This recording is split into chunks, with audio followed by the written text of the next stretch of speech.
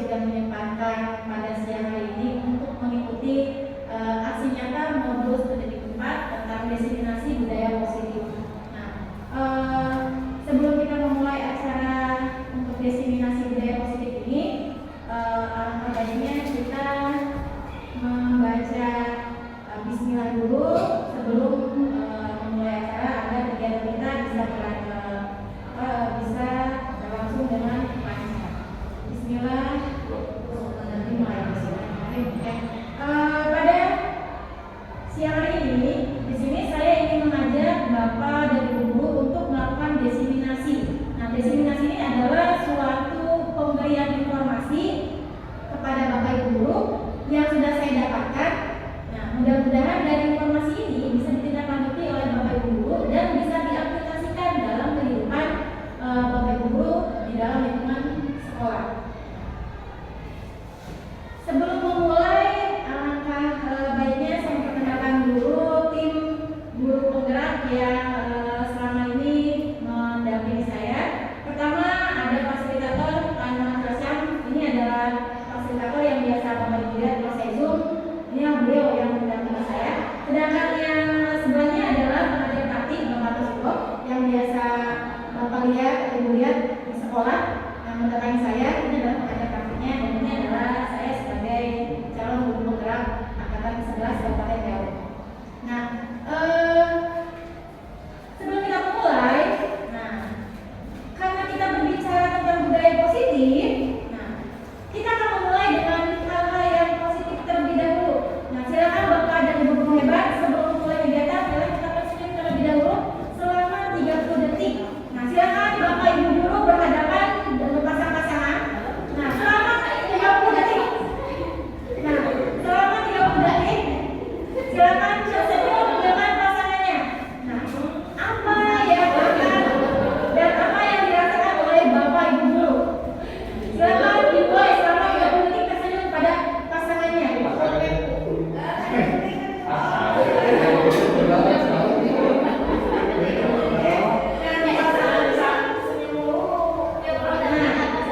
Sudah selama 30 detik, apa yang Bapak Ibu guru rasakan setelah tersenyum selama 30 detik bersama pasangannya? Bahagia. Setelah itu happy. Selanjutnya, jadi sebelum kita memulai kegiatan ini, saya juga ingin dalam keadaan happy, senang, kemudian tidak ada rasa tegang, karena di sini kita akan berbagi. Bukan saya akan menanyakan ujian pada Bapak Ibu guru gitu ya. Karena kita di sini akan melakukan diseminasi. Materi kita itu adalah tentang budaya positif. Nah, budaya positif sendiri ini meliputi beberapa bagian. Yang pertama ada disiplin positif, yang kedua ada motivasi perilaku manusia, yang ketiga ada keyakinan sekolah atau kelas, keempat ada kebutuhan manusia, dan yang kelima ada posisi kontrol restitusi, dan yang terakhir ada segitiga restitusi. Nah, ini sebenarnya sudah kita laksanakan dalam lingkungan sekolah kita. Hanya saja apakah kita sudah melaksanakannya dengan tepat atau belum. Kita mulai dengan disiplin positif, karena budaya positif itu akan terbentuk apabila kita berlaku disiplin positif.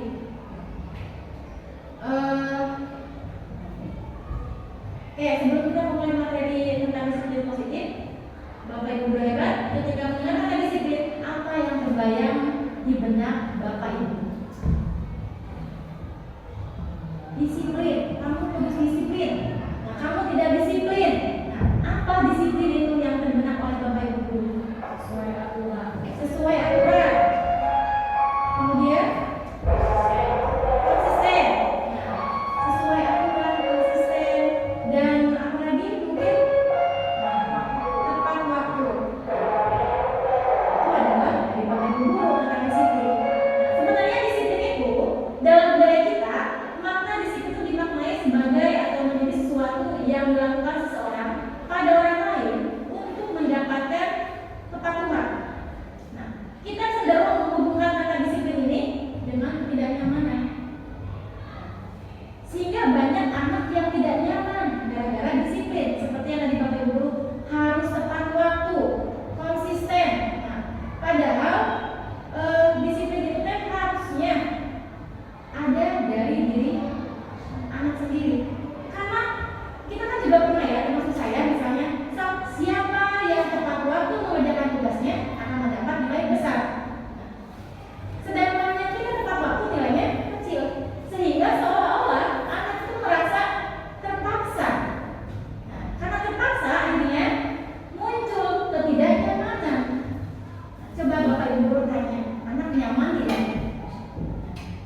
nilai 90, 100, dia nyaman? Sebenarnya tidak.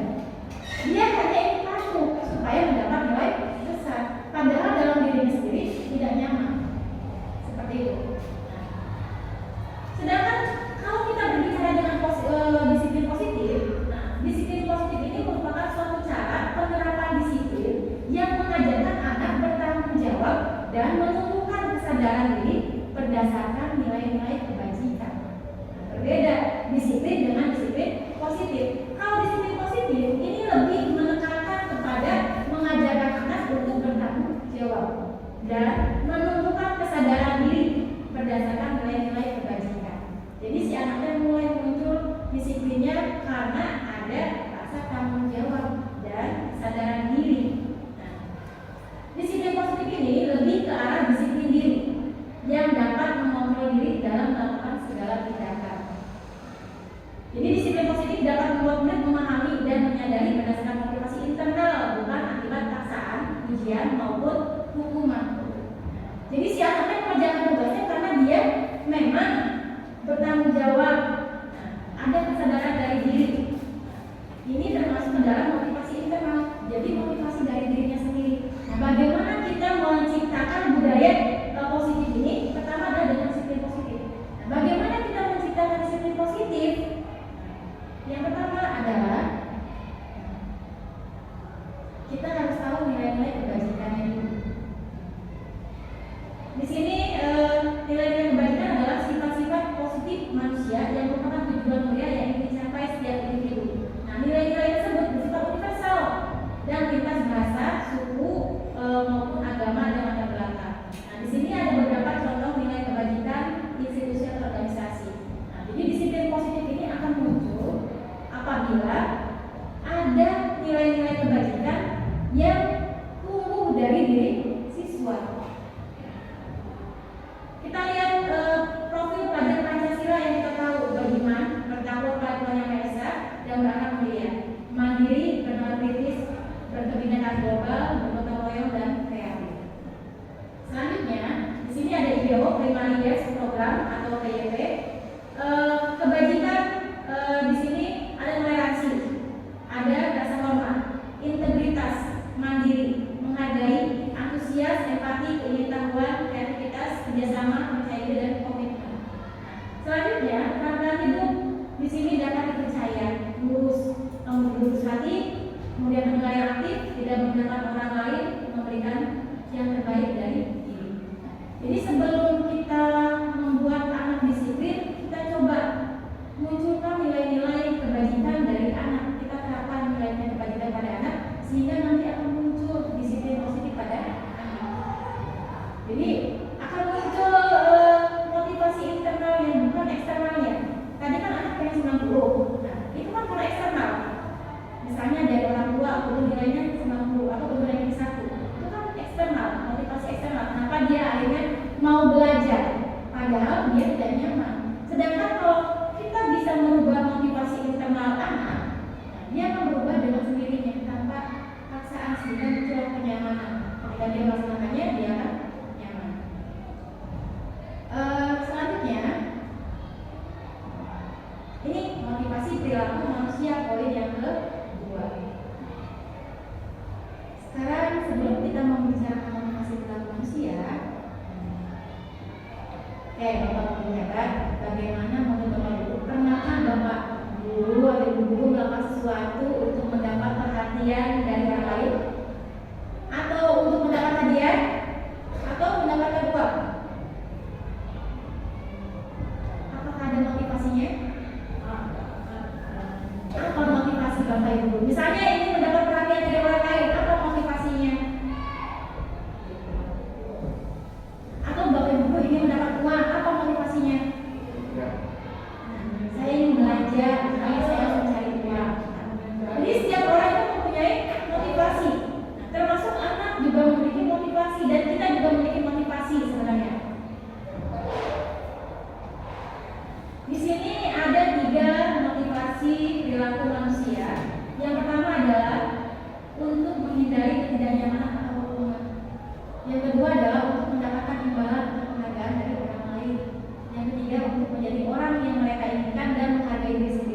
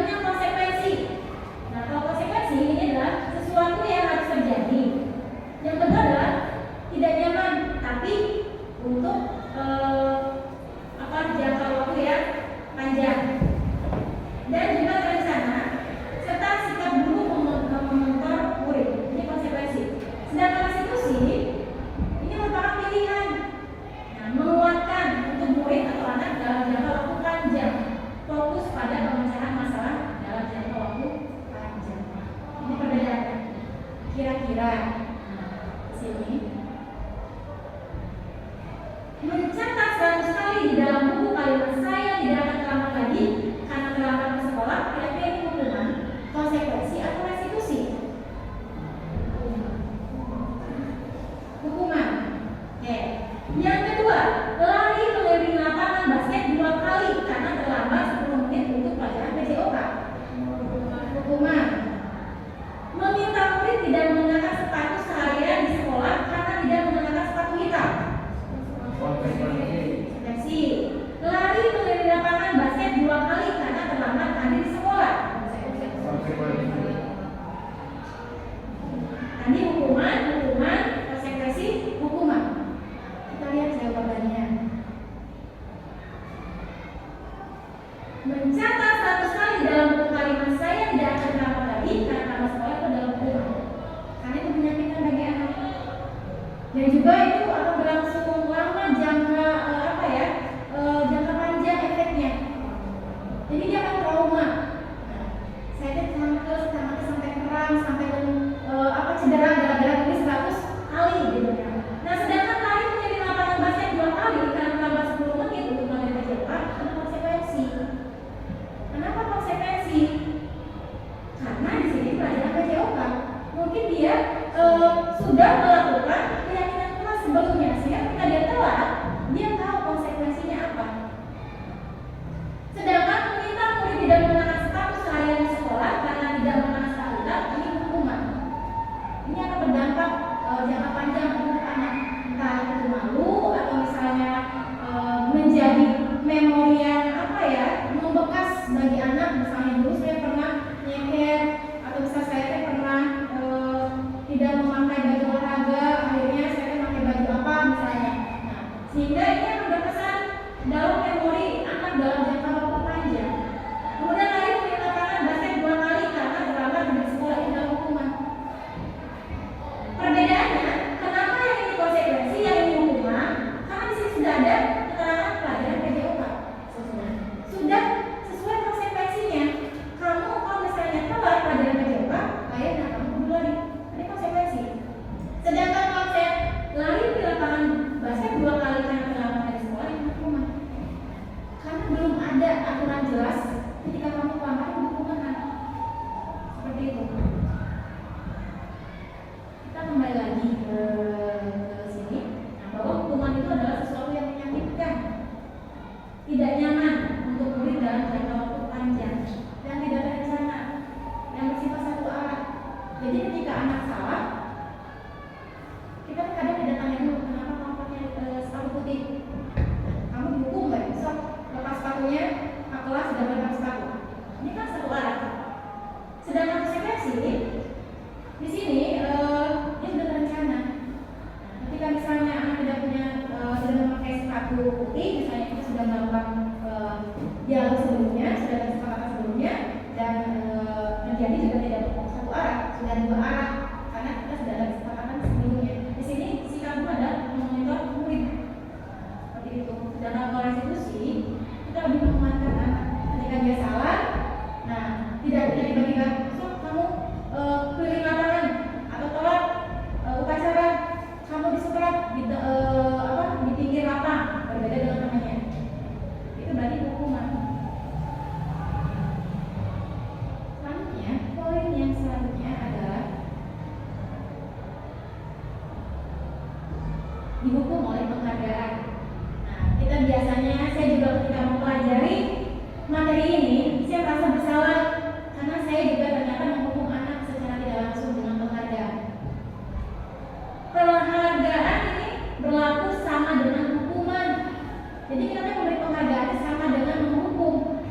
Dalam arti meminta atau membujuk seseorang melakukan sesuatu untuk memenuhi suatu tujuan tertentu dari orang yang meminta atau membujuk. Dorongannya eksternal dan akan ada faktor ketergantungan. Jadi penghargaan juga sebenarnya adalah bentuk hukuman. Kadang saya juga merasa ketika pembelajaran siapa yang misalnya bisa mengerjakan dikasih bintang, nah, supaya tujuannya memang awalnya baik, supaya anak termotivasi. Nah, tetapi lama-lama anak akan melakukan hal tersebut dan akan ketergantungan ketika kita tidak memberikan nilai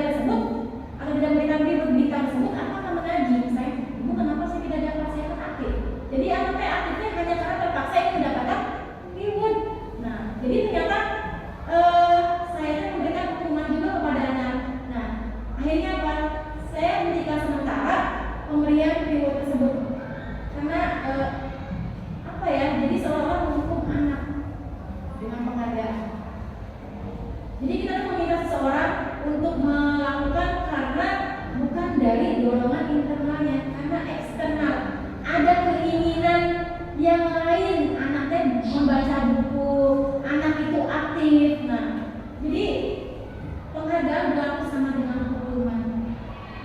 Atau misalnya kita ingin menjadi guru teladan, penghargaan guru teladan itu ternyata adalah hukuman. Karena apa? Kita tuh melakukan sesuatu karena ingin sesuatu, bukan dari diri kita sendiri, bahwa kita melakukan tersebut karena dorongan dari dalam diri kita.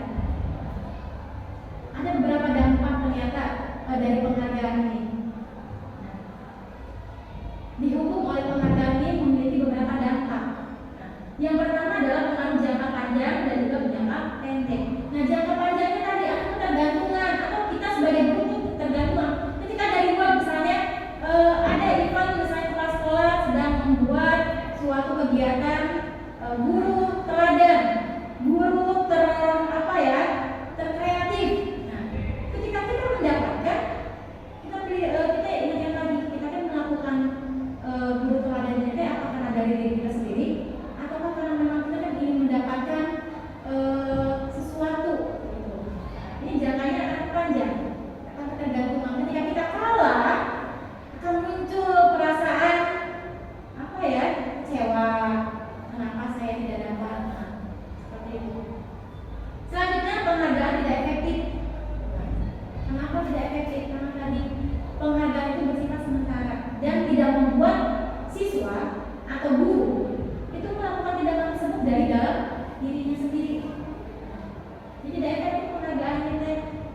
Nah, selanjutnya, penghargaan merusak hubungan. Ini yang sering terjadi. Ketika seseorang mendapat penghargaan, nah, jangankan guru ya, murid ketika dapat penghargaan pasti akan ada rasa iri dari temannya. Kenapa sih ini mah gini? Jangan-jangan sih kita dekat sama gurunya karena guru sering ini. Nah, sehingga akan memunculkan yang merusak hubungan. Jangankan siswa ya, kita juga kadang ketika kita diberikan suatu reward oleh atasan kita, ada beberapa guru yang tidak suka, sehingga merusak hubungan. Seperti itu. Kemudian penghargaan mengurangi ketepatan. Jadi penghargaan mengurangi ketepatan ini adalah ketika seharusnya anak ini aktif belajar secara mandiri, karena kita memberikan ini penghargaan, anak itu aktif sehingga apa yang kita inginkan tidak tepat sasaran. Sehingga penghargaan itu juga mengurangi ketepatan. Selanjutnya, penghargaan menentukan kualitas. Dengan memberikan penghargaan, ternyata kualitasnya berkurang secara tidak langsung. Kenapa berkurang? Karena kita termotivasinya untuk hal-hal yang lain, bukan hal-hal yang kita sadari dalam diri kita sendiri. Selanjutnya, penghargaan itu menghukum. Kalau misalnya kita gagal, atau misalnya ada seorang siswa yang biasanya ranking 1, tiba-tiba turun peringkatnya jadi ranking 3. Nah, ini akan menghukum secara tidak langsung. Orang tua akan menghukum anak secara tidak langsung. Kenapa kamu turun nilainya? Kenapa kamu nilainya? Atau misalnya kenapa ranking kamu jadi turun jadi 3? Yang dari 1 menjadi 3. Ucapan-ucapan seperti itu menghukum kepada anak sebenarnya. Secara tidak langsung anak itu terbebani oleh ucapan-ucapan kita. Secara tidak langsung menghukum. Nah, kemudian tidak ada motivasi dalam diri penghargaan itu karena kita mengingat sesuatu. Jadi tidak ada dalam dorongan diri kita sendiri bahwa kita ingin ranking 1 karena saya seperti ini. Tapi rata-rata saya menjadi ranking 1 karena orang tua saya harus seperti ini. Kata-kata seperti itu. Ketika dia tidak ranking 1, nah dia akan kecewa. Sehingga motivasinya itu berbeda. Bukan dari dalam diri, tapi karena ada bakat dari luar atau ekstrim. Jadi hati-hati lagi ya Bapak Ibu, kita dalam memberikan penghargaan kepada siswa. Boleh memberikan penghargaan, tetapi kita pikirkan lagi kira-kira itu akan merusak hubungan siswa dengan yang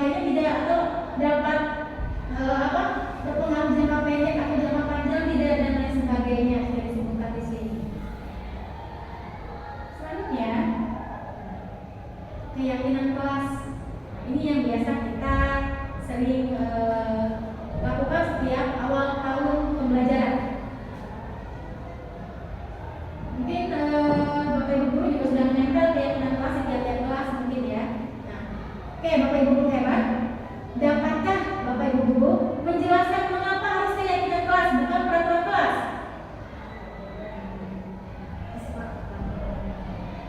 Kenapa harus keyakinan kelas bukan peraturan kelas? Kadang-kadang kita membuat poster di dalam kelas itu bacanya keyakinan kelas bukan peraturan kelas. Kenapa? Semua pihak terlibat. Kalau peraturan ada yang menentukan.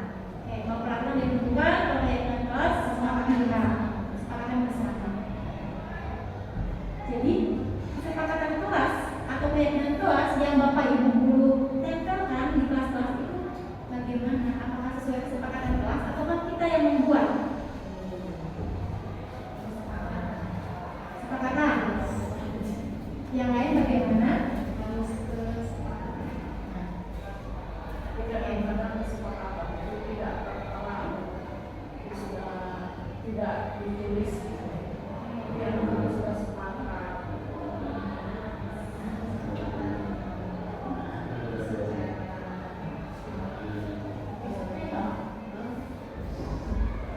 Kalau yang sudah dipaham berarti itu sudah jelas. Kalau ada yang terjadi pelanggaran, dikembalikan lagi sudah kesepakatan seperti ini konsekuensinya ini. Kalau yang sudah dipaham, biasanya kalau tidak dipanggil nanti jelas kemungkinan aku lupa atas kesepakatan yang kita buat bersama itu ada satu soalan biasanya. Jadi kalau misalnya yang tidak dikek, saya kesepakatannya apa? Kesepakatannya kalau satu kali Dan sudah mulai paham ya tentang keyakinan kelas bukan peraturan kelas. Kalau keyakinan kelas itu kan kita buat bersama-sama. Kalau peraturan itu kita yang membuat, anak tidak dilibatkan. Jadi ketika ada konsekuensi, anak bisa saja bahasa kita ya bisa saja kenapa ada saya bukan membuat bukan kesepakatan kita ini mah ini kan ibu yang buat bukan kita yang buat. Jadi kenapa harus dipatuhi? Misalnya seperti itu. Nah, kalau keyakinan kelas ini adalah seperangkat nilai dan prinsip yang disepakati bersama oleh guru dan siswa untuk memandu perilaku dan interaksi di dalam kelas. Jadi keyakinan kelas ini adalah pedoman bagaimana kelas ini bisa berinteraksi dan berperilaku. Biasanya di awal pelajaran atau di awal tahun pelajaran kita kan bersama-sama dengan siswa-siswa kita atau murid kita membuat keyakinan kelas. Apa yang kalian inginkan? Nah, apa yang akan kita sepakati? Jadi bukan semuanya dari kita sebagai guru, tetapi apa yang ingin anak lakukan. Sehingga ketika anak melakukan ini, dia akan tahu konsekuensinya. Seperti itu. Nah, dalam keyakinan kelas, guru berperan dalam mewujudkan terbentuknya keyakinan sekolah atau kelas dengan adanya kesepakatan antara guru dan murid. Dan keyakinan kelas atau keyakinan sekolah ini berupa pernyataan-pernyataan universal yang mudah diingat dan dipahami yang harus diterapkan di lingkungan sekolah. Jadi untuk keyakinan kelas ini itu dibuat bersama-sama dengan siswa. Siswa mengungkapkan apa keinginan siswa. Misalnya kelas harus rapi, kelas harus bersih, kelas harus ada musiknya, misalnya dan lain sebagainya. Kita akan sepakati bersama mana yang kira-kira setelah disepakati, setelah anak-anak itu menuliskan keinginannya, baru kita pilih, kita sortir. Nah, kira-kira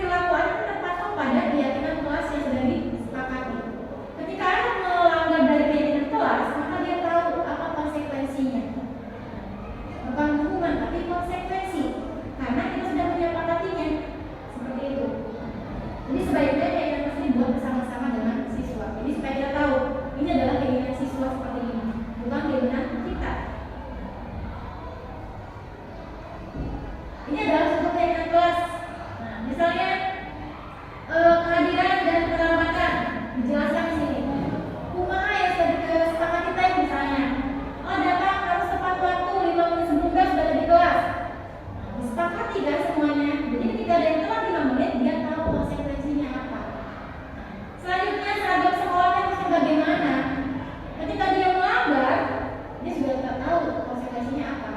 Dan itu sudah disepakati oleh kelas. Jadi kelas harus mengikuti atau mentaati apa yang sudah disepakati. Seperti itu. Ini mungkin sudah menempel ya di tiap-tiap kelas Bapak Ibu guru, karena sudah membuat keyakinan kelas.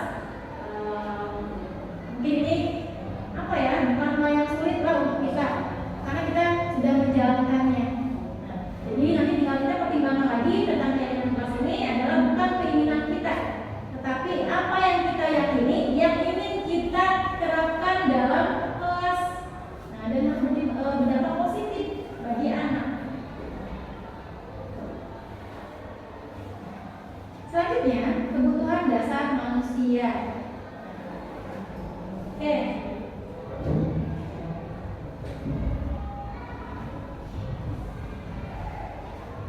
Kita kan pasti mempunyai kebutuhan ya, termasuk anak juga mempunyai kebutuhan. Kebutuhan dasar manusia adalah segala sesuatu yang kita lakukan untuk mendapatkan apa yang kita inginkan. Nah, di sini ada 5 kebutuhan dasar manusia. Yang pertama, bertahan hidup. Yang kedua adalah kasih sayang dan rasa diterima. Yang ketiga adalah penguasaan. Keempat, kebebasan. Yang kelima adalah kesenangan. Ini adalah kebutuhan dasar manusia, termasuk anak juga dia memiliki kebutuhan dasar. Kenapa anak teh ada yang melakukan hal-hal yang di luar apa ya, nalar kita gitu? Karena mereka mempunyai kebutuhan. Hanya kita tidak tahu kebutuhan apa sih yang dibutuhkan oleh anak. Nah, kita kan kadang tiba-tiba menghukum anak, kamu tidak menjalankan PR, atau misalnya anak teh iseng di kelas teh nyumputkan kelas gitu kan. Ternyata itu dia mempunyai kebutuhan. Mungkin dia butuh kasih sayang karena di rumahnya tidak diperhatikan oleh orang tua. Nah, jadi jangan tiba-tiba kita teh langsung menghukum saja ya. Seperti itu. Nah, di sini ada kasus Bapak Ibu guru. Ibu Zulaika, guru wali kelas 9K, sedang bingung menghadapi ulas salah satu murid di kelasnya, Tommy. Beberapa anak telah mengeluhkan Tommy yang seringkali meminta bekal makan siang dengan paksa. Jika Bapak Ibu guru menghadapi situasi seperti Ibu Zulaika, menurut Bapak Ibu guru, kira-kira apa alasan Tommy melakukan hal tersebut? Tidak bawa bekal. Kemudian minta perhatian. Ingin menguasai apa makanan? Ingin mendapatkan makanan. Kalau saya Oke, ingin menguasai. Kemudian apa lagi kira-kira alasannya? Si Tommy ini suka merebut paksa makan atau bekal siang teman-temannya. Kampus. Oke, apa lagi? Makannya yang banyak. Porsi makan banyak. Kemudian Tidak punya uang. apalagi? Nah, jadi banyak sekali alasan dari Bapak Ibu guru yang berbeda-beda tentang kasus Tommy ini. Ada yang bilang katanya tidak punya uang, kurang kasih sayang, kemudian ingin penguasaan, apalagi tadi tidak bawa bekal. Nah, jadi kita sebagai guru itu kan akan berbeda-beda pendapatnya mengenai kasus Tommy ini. Nah, jadi kita pun harus memperlakukan kasus Tommy ini dengan pendekatan yang tepat. Jangan sampai gara-gara si Tommy ini sering meminta bekal teman makan siangnya, kita kan langsung memanggil Tommy dan menghukumnya. Nah, guru yang baik itu adalah kita harus memahami dulu apa yang terjadi. Kita harus cari tahu dulu alasannya apa, kebutuhan apa yang dicari oleh Tommy ini dengan tindakannya yang seperti itu. Kita lihat jawabannya. Bertahan hidup pertama, orang tuanya tidak membawa bekal tadi. Nah, saya tidak lapar, orang tua saya tidak ngasih bekal, tidak ngasih uang, makanya tiap hari ngambil makanan teman-temannya. Nah, dia kan butuh makan, makanya bertahan hidup. Nah, selanjutnya adalah kasih sayang. Merasa senang kalau temannya jadi memperhatikan dia, seolah-olah dia jadi bisa perhatian. Caper. Jadi kalau ada anak-anak siswa-siswa di kelas seperti itu, bagaimana dia teh di rumahnya, apakah kurang kasih sayang. Nah, selanjutnya kekuasaan yang disebutkan. Nah, temannya jadi takut dengan dia dan mengikuti keinginannya. Nah, selanjutnya adalah kebebasan. Nanti juga ada kebebasan di sini. Siapa tahu temannya dikasih uangnya banyak untuk bekal, atau bekalnya juga dikasih, uang jajan dikasih, tetapi dia bosan. Nah, dibawa bekalnya itu terus dan tidak ada tidak ada hiburan. Dari apa? Dia usil dengan mengambil makanan temannya. Karena dia merasa bosan, dia ingin bebas. Selanjutnya adalah kesenangan, iseng saja, kan? Nah, kan ada yang seperti itu. Kenapa kamu itu iseng, kan? Karena dia merasa senang melakukan hal tersebut. Nah, dia menikmati ekspresi wajah teman-temannya ketika makanannya diambil. Wah, kesal. Wah, pokoknya mah dia senang lah dengan ekspresi teman-temannya. Jadi ada kesenangan tersendiri ketika dia melakukan hal tersebut. Jadi sebagai guru yang baik, gitu, sebaiknya ketika ada permasalahan seperti Bu Zulaika ini, kita cari tahu dulu apa kebutuhan yang sebenarnya ingin diraih oleh siswa tersebut, sehingga kita bisa melakukan treatment yang terbaik, bukan tiba-tiba menghukum. Kita kan sebenarnya gitu ya, ada anak tidak sesuai dihukum, anak tidak sesuai hukum. Nah, saya juga kayak gitu Bu. Nah, saya juga sering menghukum, apalagi sebagai wali kelas, ada yang usil, nyebut ke tasnya, panggil anaknya, hukum, tanpa melakukan pendekatan dulu, apa sebenarnya yang dia butuhkan. Jangan sampai ternyata dia melakukan tersebut karena butuh perhatian dari wali kelasnya atau dari gurunya. Nah, seperti itu. Jadi kita harus tahu dulu kebutuhan dasar dari siswa itu apa. Termasuk kita juga kan, kenapa kita melakukan hal tersebut, pasti ada kebutuhannya. Nah, selanjutnya ada 5 posisi kontrol kita sebagai guru. Nah, kira-kira nih dari kasus yang sebelumnya, biasanya kalau misalnya ibu bapak jadi Bu Zulaika, apa yang akan dilakukan pada murid tersebut?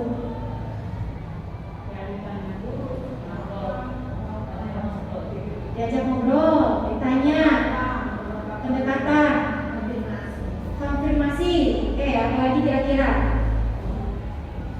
Tapi rata-rata kita juga ketika ada keluar itu kita kadang tiba-tiba langsung refleks menghukum kan. Rata-rata kita refleks menghukum. Nah, jadi memang sebaiknya tadi dikatakan oleh Ibu Bapak Guru bahwa sebaiknya kita mau pendekatan, ngobrol dulu. Nah, supaya apa? Kita tahu kebutuhan dasar murid tersebut. Tidak langsung menjustifikasi bahwa anak kita yang bersalah seperti itu. Nah, di sini kebutuhan dasar manusia. Nah, yang tadi sudah dijelaskan tentang kasus Bu Zulaika. Nah, di sini ada 5 posisi kontrol kita sebagai guru. Yang pertama adalah penghukum. Yang kedua adalah pembuat rasa bersalah. Yang ketiga adalah teman. Keempat adalah pemantau. Yang kelima adalah manajer. Kira-kira mana posisi kontrol yang sering Bapak Ibu guru lakukan? Yang mana posisi Bapak Ibu dari kelima ini? Apakah sebagai penghukum, pembuat rasa bersalah, teman, pemantau, atau manajer?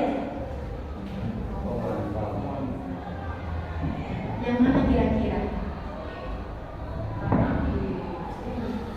Situasional. Tapi kira-kira rata-rata yang mana Ibu sebagai guru? Posisi mana yang rata-rata lebih dominan sebagai seorang guru? Kalau dengan siswa mungkin penghukum. Oke. Kira-kira yang mana dalam kehidupan sehari-hari, dalam kelas atau dalam kira-kira lebih dominan yang mana sih sebagai seorang guru? Sebagai wali kelas, sebagai guru, kira-kira dominasinya yang mana?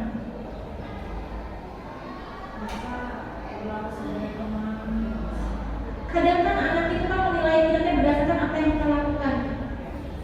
Kadang ketika melihat kita si guru galak, kenapa dia menjudge kita sebagai guru galak? Karena kita posisinya sebagai guru yang penghukum, selalu menghukum. Nah, kadang kalau saya ketemu guru ini, saya mau nggak mau ketemu guru ya, sok elah. Kenapa? Karena kita selalu membuat si anak itu merasa bersalah ketika enggan bertemu dengan kita. Malu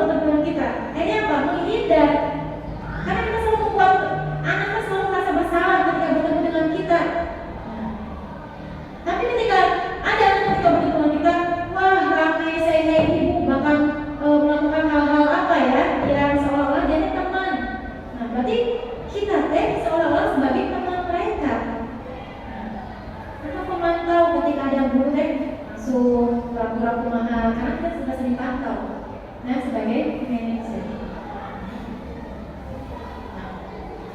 Ini 5 posisi kontrol. Tadi ada penghukum, pembuat orang merasa bersalah, teman, pemantau, dan manajer.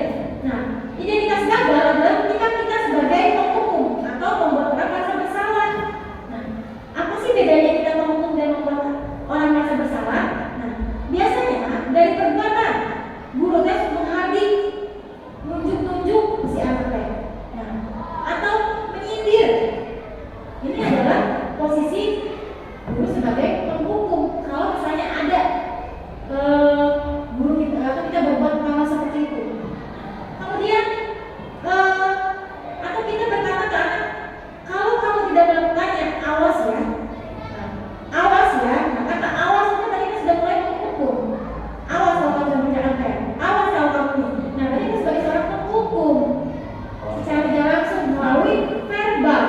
Nah, hasilnya nanti anak akan memberontak, menyalahkan orang lain dan berbohong. Selanjutnya, kalau kita sebagai pembuat orang merasa bersalah, nah, biasanya kita tuh selalu ngomong seperti ini. Seharusnya kamu kayak gini, ibu teh merasa kecewa, kamu teh begini seperti ini, sehingga ada rasa memelas kepada anak teh merasa bersalah. Hanya bu, saya teh merasa bersalah, maaf ya bu ya. Nah, ini apa? Anak merasa dia tuh merasa bersalah kepada gurunya. Nah, contoh-contoh kata-perkataan yang membuat anak merasa bersalah, misalnya, kamu seharusnya, kamu sudah tahu, ibu lelah sekali mengatakannya, ibu stres. Nah, jadi si anak merasa bersalah ketika teh, oh iya bu, maaf, saya tidak ngomongnya lagi. Dengan ekspresi memelas kita teh, biasanya kalau merasa bersalah. Tapi kalau kita sebagai teman, nah, kita melakukan hal seperti ini, berkata, ayolah, lakukan demi ibu. Nah, masa kamu tidak mau? Ingat, tidak ibu pernah bantu. Jadi si bahasa-bahasanya teh bahasa yang memotivasi, sehingga tidak ada rasa anak teh canggung dengan kita. Nah, sedangkan memantau, kita kepada memantau, misalnya kita sudah membuat yang keras, anak melakukan kata tersebut, kamu pakai sepatu putih, kamu tahu tidak konsekuensinya. Itu kita sebagai pemantau. Nah, tapi kalau sebagai manajer, nah, kita lebih pada menguatkan pribadi anak ketika dia melakukan kesalahan, menguatkan dengan kata-kata apa yang kita yakini, apa yang bisa kita bantu untuk menghadapi permasalahan kamu. Jadi bukan tiba-tiba menghardik ketika anak berbuat salah. Seperti itu. Ini adalah perbedaan dari penghukum, pembuat orang merasa bersalah, teman, pemantau, dan manajer. Nah, kira-kira posisi mana yang ada pada diri Bapak Ibu? Nah, tergantung situasinya. Nah, dari 5 posisi kontrol tersebut, alangkah baiknya seorang guru itu menggunakan posisi kontrol sebagai manajer. Sebagai manajer, guru dapat berbuat sesuatu bersama murid, mempersilahkan murid bertanggung jawab dan mendukung murid agar dapat menemukan solusi. Selain itu, posisi manajer mengacu pada restitusi yang dapat menjadikan murid sebagai manajer bagi dirinya sendiri sehingga dapat tercipta identitas positif pada murid. Jadi kita sebaiknya jadi manajer. Nah, kita kalau sebagai manajer ketika anak mempunyai masalah atau menghadapi masalah, kita tidak langsung menghukumnya dulu. Tapi kita posisikan sebagai orang yang netral. Kita cari tahu dulu apa permasalahannya. Kemudian kita membuat sesuatu bersama murid, mempersilakan murid bertanggung jawab dan mendukung murid agar dapat menemukan solusi. Sebagai manajer, jangan tiba-tiba menghukum. Jadi kalau salah, kita membuat anak masih bersalah. Kemudian kita sebagai teman gitu, atau sebagai pemantau. Guru yang baik adalah sebagai manajer. Bisa memanage ketika anak mengalami kesulitan atau permasalahan. Selanjutnya, ini adalah segitiga eksekusi yang terakhir. Jadi budaya disiplin positif ini atau budaya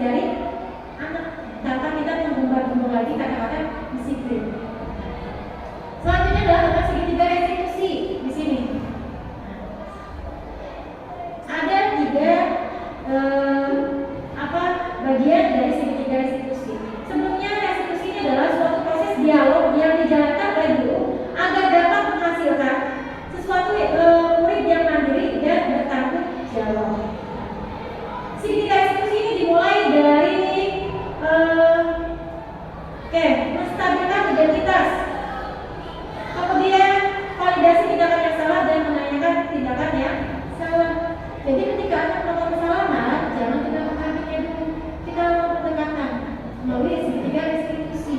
Nah, contohnya bagaimana? Di sini menstabilkan identitas. Misalnya ada anak melakukan kesalahan, kita stabilkan dulu identitasnya. Apa yang kita lakukan? Oke, di sini identitas dilakukan berdasarkan prinsip bahwa melakukan kesalahan adalah bagian dari proses pembelajaran, ya, yang nantinya akan menggeser identitas gagal ke arah identitas sukses. Anak gagal melakukan kesalahan, tapi karena dia gagal atau dia melakukan kesalahan, jangan kita judge akhirnya itu gagal, tidak sukses.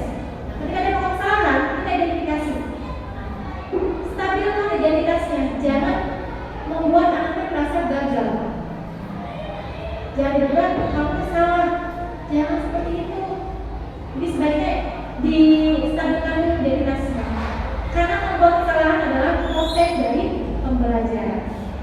Selanjutnya adalah validasi tindakan yang salah. Karena tahu anaknya salah kan? Nah, kita validasi tindakannya.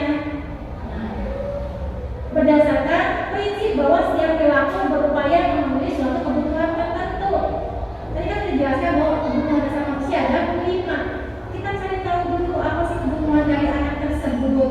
Nah, kemudian menanyakan keyakinan kelas.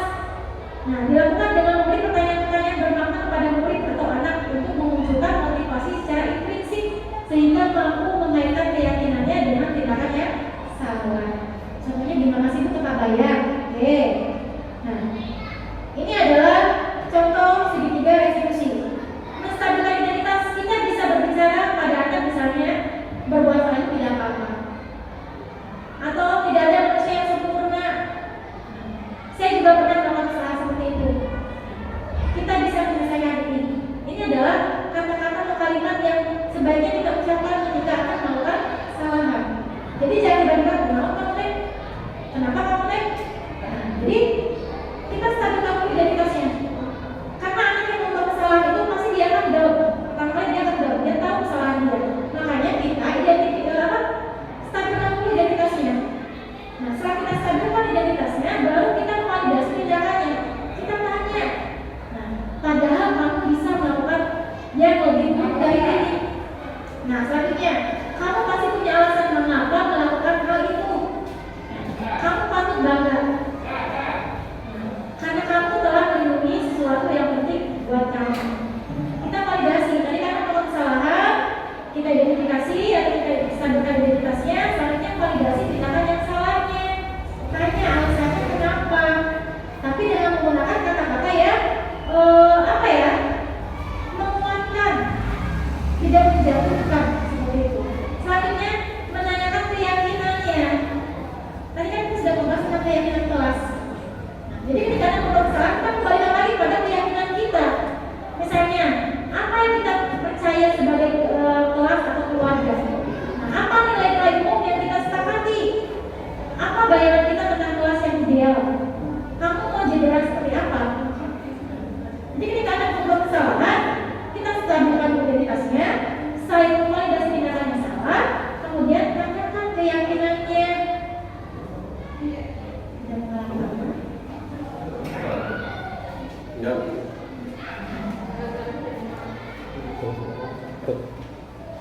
Oke. Kelihatan. Nah, ini ada contoh. Sudah ada suaranya tapi ada bacanya. Nah, di sini ada anak yang melakukan kesalahan. Nah, ini adalah guru. Nah, kita membuka dengan sapaan yang ini dulu, apa? Yang ramah. Sebentar. Tidak ada.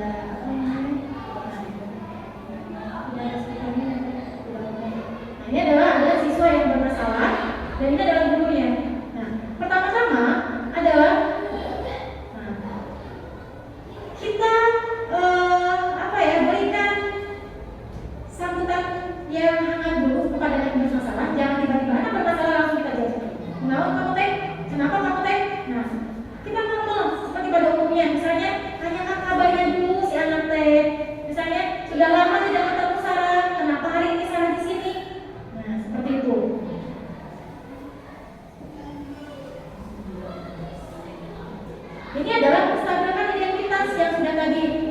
ini adalah kestabilan identitas. Dia kesal karena dikatai tukang fitnah. Dia merasa kesal sekali. Di sini sebagai guru kita stabilkan dulu identitasnya. Si anak yang sedang amarahnya sedang meledak-ledak, stabilkan dulu identitasnya.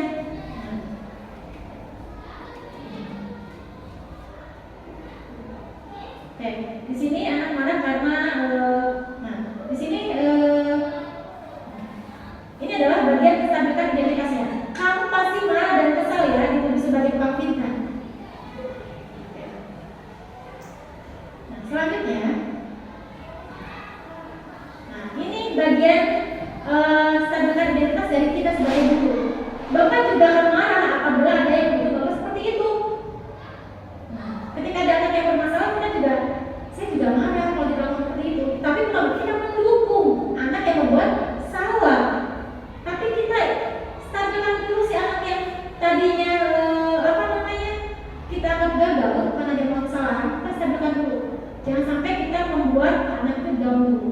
Nah, kita stabilkan dulu dengan jarak. Saya Bapak ini mengatakan Bapak juga akan marah apabila ada yang menuduh Bapak seperti itu. Nah, selanjutnya,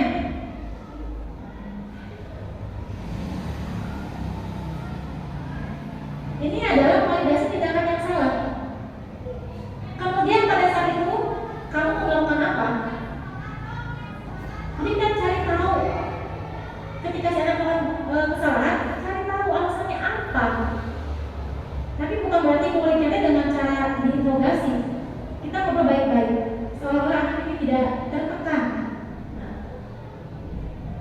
di sini kita mencari tahu bahwa itu adalah tindakan yang salah. Nah, di sini nanti anak akan memberikan alasannya kenapa dia melakukan hal yang seperti itu. Nah, di sini kita mendapatkan jawaban kenapa anak itu melakukan hal yang seperti itu. Nah, di sini dia membentak-bentak di depan teman-teman lainnya, ini kan salah. Nah, jadi kita cari tahu dulu, oh ternyata dia membentak-bentak karena tadi. Sini kita mencari alasannya. Oh begitu, pasti kamu melakukan seperti itu karena suatu alasan tertentu, bukan? Disinilah kita akan memvalidasi tindakan yang salah. Saya sekali tidak sebutkannya ya. Ya iyalah di sini. Masa saya diam saja, Pak? Saya bilang, masa saya dituduh tukang fitnah? Nah ini kan dia sudah melakukan kesalahan. Jadi ini kata-kata ini akan keluar ketika kita memvalidasi tindakan yang salah. Nah, ini adalah kita sebagai guru untuk memvalidasi tindakan yang salah. Pasti kamu pertahankan sesuatu yang penting untuk kamu. Apa? Muncullah kebutuhan anak di sini saya. Kebutuhan yang sudah disebutkan ada 5. Nah, apakah bertahan hidup atau apa? Nah, kita validasi dulu. Kamu bisa bertindak lebih gegabah dari ini, tapi tidak kan? Di sini kita akan mengetahui si inti masalahnya dari sini. Oke, kita di sini menguatkan anak, tapi tidak mendukung. Oke. Selanjutnya adalah keyakinan keras atau menanyakan keyakinan. Ketika kita sudah mengetahui kenapa anak melakukan hal tersebut, kita balikkan lagi kepada keyakinan.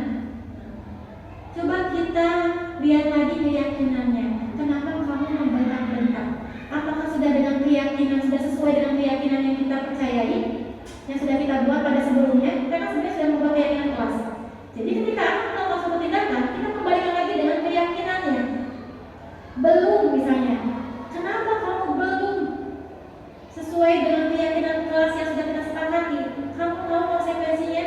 Tahu misalnya. Nah, disinilah bukan kita sebagai penghukum. Di sini kita akan mencari solusinya bersama-sama. Kita akan mendapatkan solusi dari anak dan juga kita mendapatkan solusi dari masalah ini. Nah, di sini keinginan anak. Nah, di sini dia ingin menghargai orang lain. Jadi solusi itu bukan dari kita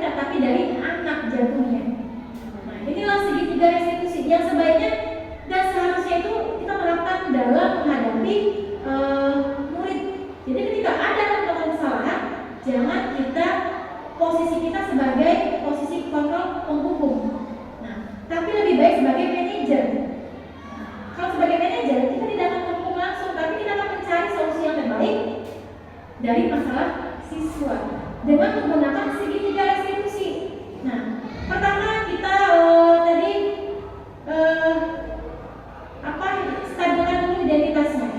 Jadi jangan menjudge anak langsung salah. Stabilkan dulu identitas gagalnya menjadi identitas sukses. Selanjutnya, bukan berarti kita mendukung atau memahami anaknya berbuat salah, bukan, tapi mendorong anak supaya tidak jauh. Nah, setelah itu baru kita lakukan validasi tindakan yang salah. Kita validasi kenapa kalau melakukan salah tersebut.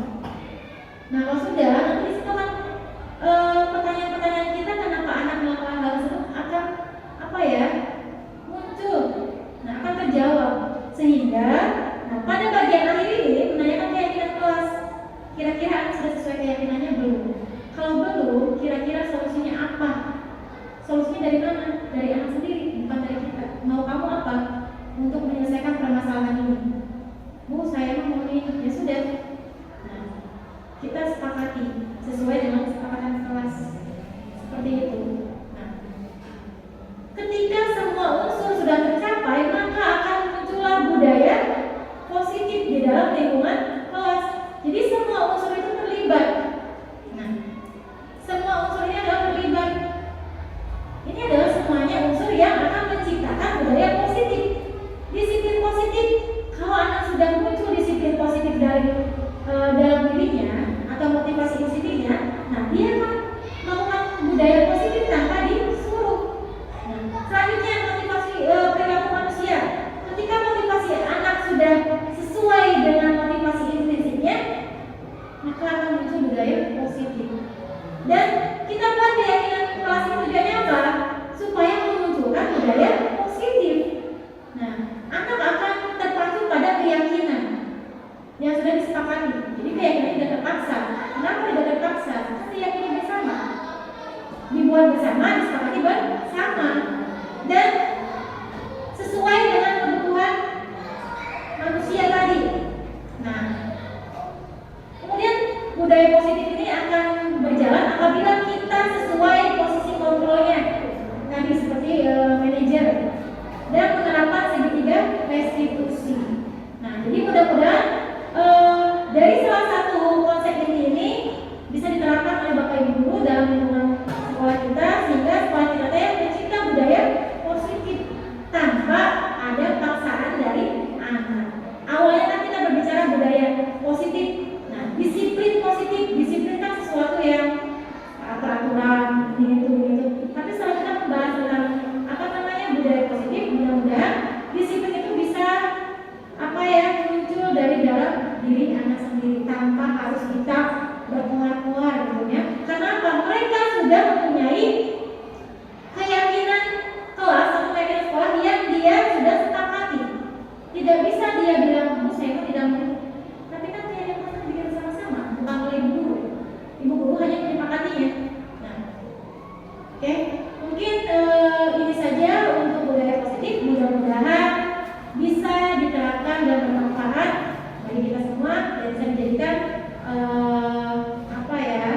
tindak lanjut untuk kita mengevaluasi diri kita apakah sudah menjadi guru yang sesuai dan sudah menerapkan budaya positif atau belum. Seperti itu. Oke, sekian. Terima kasih untuk kehadirannya sudah menyempatkan diri di siang hari yang penuh kegiatan dan aktivitas. Oke, saya ucapkan selamat